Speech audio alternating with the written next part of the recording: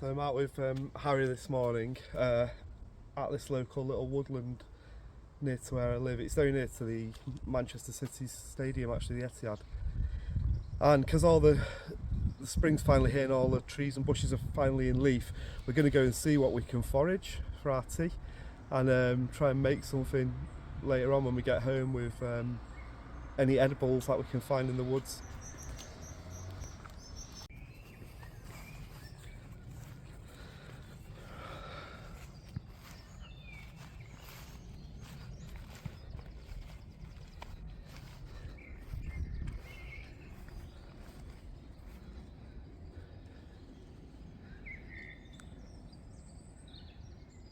So we've got this little hawthorn bush here. These are obviously sometimes a bush in like a hedge format, sometimes a tree if they get big. But these are edible, these leaves, but you don't want like the dark old ones, you want like the absolute newest growths. So I don't know, let's try. There you go. That'll be clean up there, Harry. Have a taste of that and see what you think of it. What does it taste like? Nuts. Nutty? Yeah. They do taste quite woody and quite nutty. I don't think they're particularly nice, but they're okay in like if you put them in a salad or something like that. But yeah, and then when the berries come on, they're edible as well.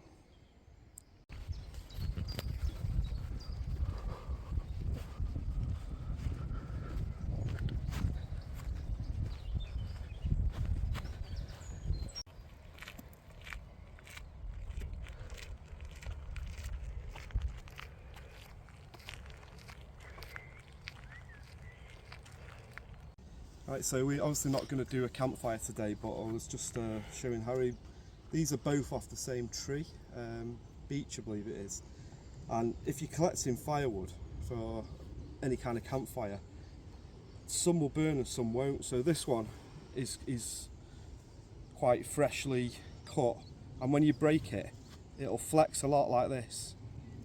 And then when it goes, it'll go after a big bend and it looks quite green inside. That'll burn terribly. You'd have to have a really hot fire, but you can tell by the noise they make. This is one that's been dead a while, and when it snaps it just goes like that.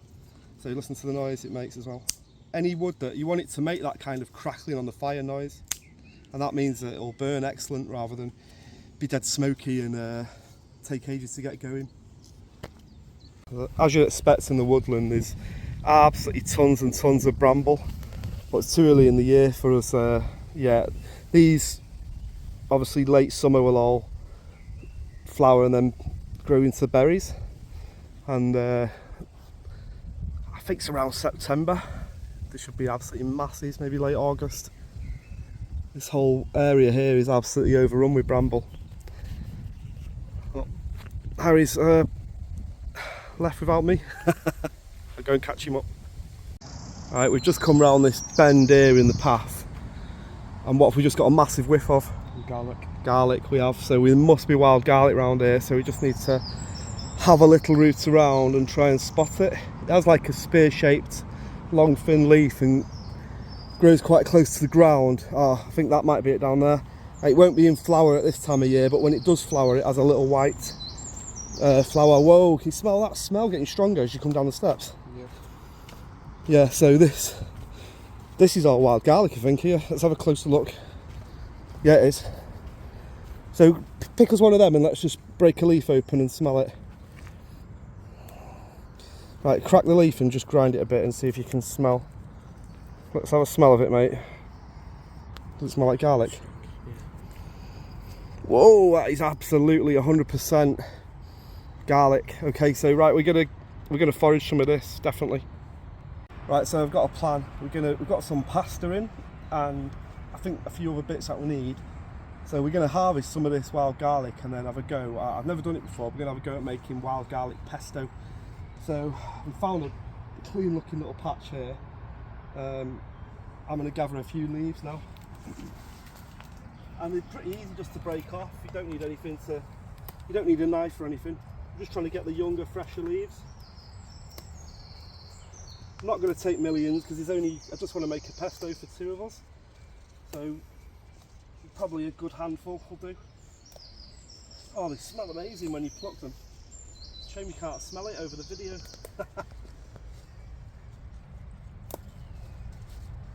So look, they're very, very fragile. They just come off really easily, and you just take a few from like various different areas. Like they just grow back, no problem. In fact, there's absolutely tons of them in this woodland here. I've got this little foraging pouch that we can stuff them in.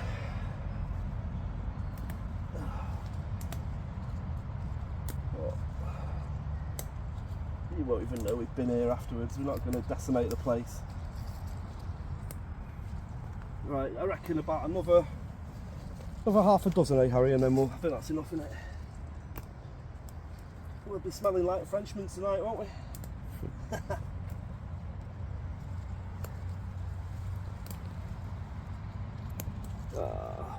One more. There we go. Okay, so yeah, this little foraging pouch is just lined inside, as you can see, so perfect.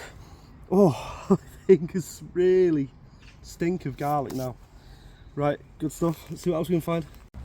I've got a few mushrooms growing in amongst the wild garlic, but I am in no way an expert on mushrooms, so I'd never mess with them. I just don't think it's worth messing with them because there's so many that are really poisonous. I think in general, mainly the ones that grow on wood are less likely to be poisonous, whereas the ones that grow straight out of the earth, I think the majority of them are poisonous, but I just wouldn't chance it. It's not worth it unless you're really clued up on the subject, which I'm certainly not. So I was wrong before. This is actually the River Medlock, and it comes all the way from Oldham until it goes into Manchester centre and joins the Irwell, I think. So we're just on a bridge on it now, and come on then, Harry, we know we're on a bridge. Choose your weapon. We can't not play poo sticks. So if you don't know what poo sticks is, you'll have to Google it. So let me get the video of yours in as well. Put yours over here near mine. Hold it up there next to mine. Right, okay. 3, 2, 1.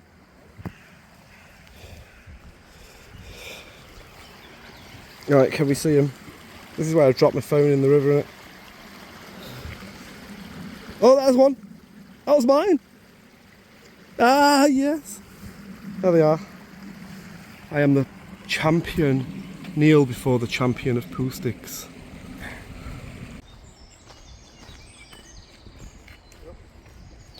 I'm coming. I'm just admiring the scenery.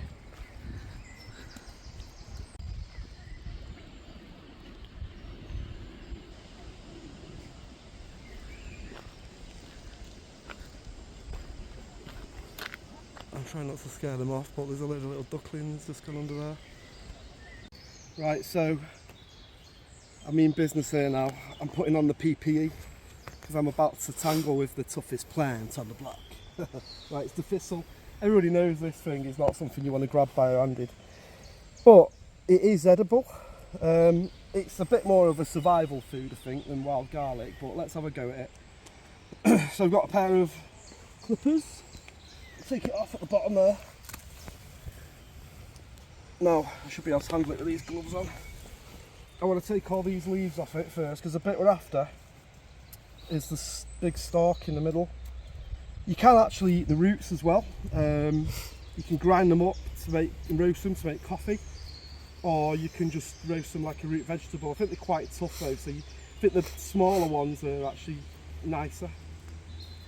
I don't think it's really a delicacy, it's more of a sort of a survival food, but I haven't actually tasted the stem. I'm going to have a go at it today. So the first thing to do is get all that off. Right, then I shall get out one of my favourite little tools, the Victorinox Huntsman. I like this little Swiss Army knife, and it's UK legal, which virtually nothing is in this country.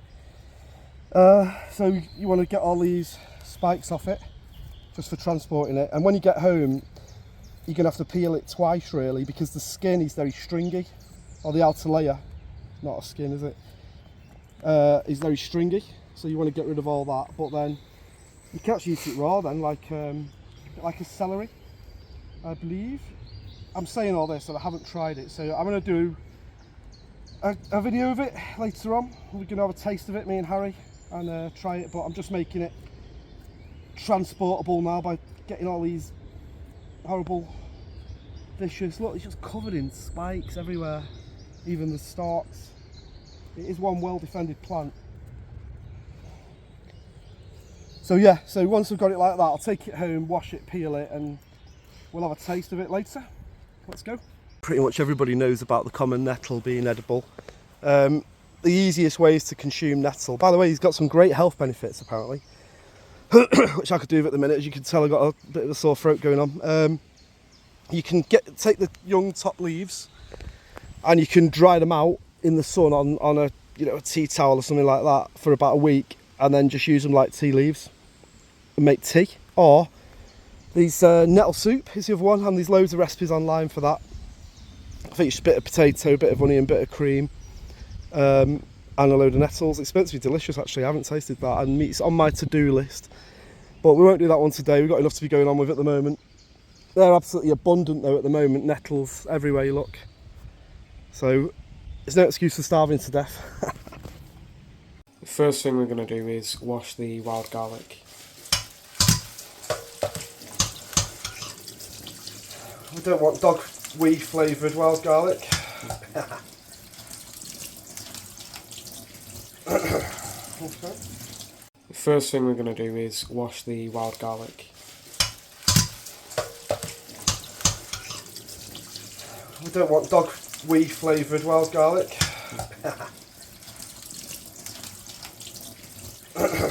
Okay. Right, so what you're about to witness is me cocking up this on camera. So we've got about 50 grams of very smelly wild garlic. I think I might chop it up a little bit actually before I put it through the blender. So let me grab a large knife. Right, I'm certainly no chef. I'm definitely better at a bushcraft knife than I am at a chef knife, but here we go. Just so it goes through the blender a bit easily. Whoa, the smell is great. It smells good, doesn't it, Harry? Yeah. Yeah, I really recommend this stuff. It looks so fresh and vibrant as well. I'm getting all chefy now, aren't I? Right. Because we're going to put in this sort of Parmesan type sauce, cheese, I don't think it's going to really need salt. Because this tends to be quite a salty cheese, doesn't it? So, how much do we need? What do we reckon? Let's just go... It was about 10 grams. Yeah, well, what's in this pack? 100 grams, so probably about that. Alright, I'll try that. And then we'll have a little, what's the technical term? A little jizz of lemon juice. There we go. And then this is the absolute nuts of olive oil. So we want plenty of this in there, don't we? There we go. Right, let's give that a blend and then we'll test it. This is where it's going to get noisy and go everywhere and fly over my kitchen and my face and everything. Let's just see. Yeah, here we go. Here goes nothing.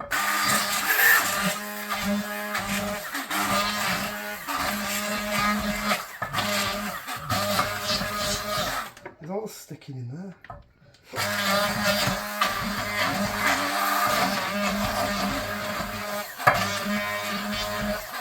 I blame Nigella Lawson for this because this was her recipe and she said use a stick blender, but it's kind of getting there, but for some reason it's all sticking in there. Maybe I should have chopped it smaller. Let's keep going. Look, right there. It's getting there. Oh, you can smell that now, can you? Yeah. Wow.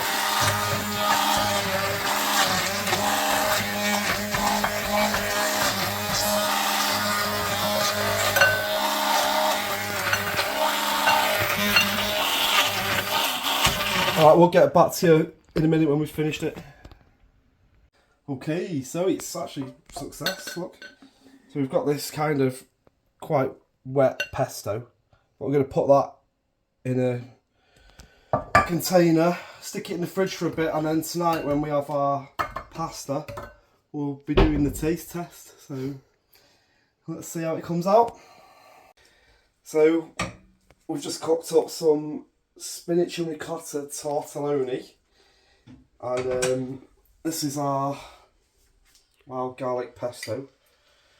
So I'm just going to put a big spoonful in, made quite a lot. And then just on a really, really low heat, I just want to warm that through and coat the pasta. Well, as you can see, I think we've made enough for about 3 meals. Shall I put a little bit more in? Yeah. Right, a little bit, won't go too much. There's definitely enough for 2 meals there. So there you go, looks really good, doesn't it? So I've got some we've got some garlic bread to go with it. In the oven. Here we go. How hot? You don't want to, when you're doing this wild garlic, apparently, if you're cooking with it, you want to not cook it at all, just heat it through. So if you're putting it in a stew or you're putting it in a soup, you add it right at the end, because when you cook it, you just kill all the flavour and just tastes nothing then, apparently. So yeah, absolute, you can eat it raw obviously, but absolute minimal cooking. That looks great, doesn't it? So are you ready for the, can I do the taste test? Let me grab myself a fork. It shows you the... Right, here we go. Unfortunately, I've got like the worst sore throat and can only taste basically cough sweets. Well, I'll try it. Give it the traditional blow. There we go. Yeah, it's nice actually. Decent that. You can try some, Harry. Yeah. Let me be cameraman then. There you go. Look a big help. That'd be hot. Yeah, it's not too bad. That was nice. That's really nice. God. Good stuff.